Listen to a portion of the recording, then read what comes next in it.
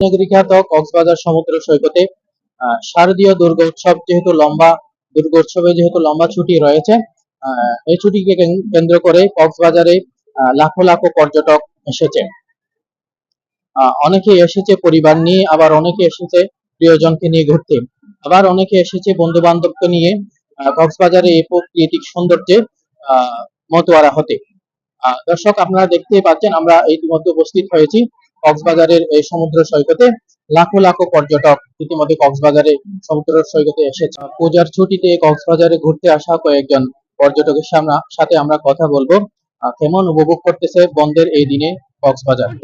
ভালোই লাগলো, যেরকম ভাবলাম যেরকম ভিড় না আসলে, কিন্তু ওই বলতে ভালোই লাগতেছে মোটামুটি।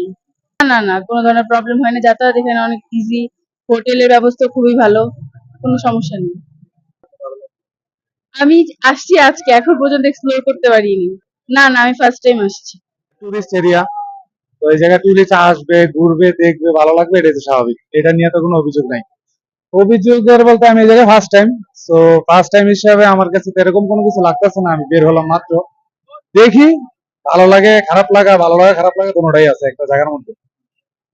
কক্সে আসা নিয়ে তো এটাই ভালো লাগতেছে, বিচ, নদী, সবাই এই জায়গায় এনজয় করতেছে, এটা দেখে আমরা তো ভালো লাগতেছে। তো করছি, কিন্তু একটু লেট করে ফেলছি, তো লেট করার কারণে আর কি ওইটা দেখতে পারিনি। রুম ভাড়া নিয়ে রুম ঠিক আছে বাজেটের মধ্যে।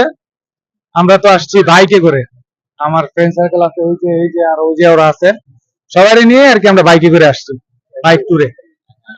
আর কক্সবাজার আসার পথে এবার জার্নি তো ভোগান্তি ছিল, মোটামুটি 18-20 ঘন্টার মতো একটা জার্নি ছিল। আর ভিতরে আসার পর, এখানে আসার পর, আজকে আমরা ফার্স্ট আসছি, আসার পর দেখছি প্রচুর লোক লতরায়। এত তাড়াতাড়ি এই অবস্থা, তাহলে আগামী 2-3 দিনে পূজার ছুটি যখন মানে ফুল যে 1-2-3 যে ছুটি আছে, এইখানে কি অবস্থা হবে এটা নিয়ে আসলে চিন্তিত। সমুদ্র সৈকত থেকে আমি ইস্তাজুল হোসেন সোহাইব, কক্সবাজার খন্ড।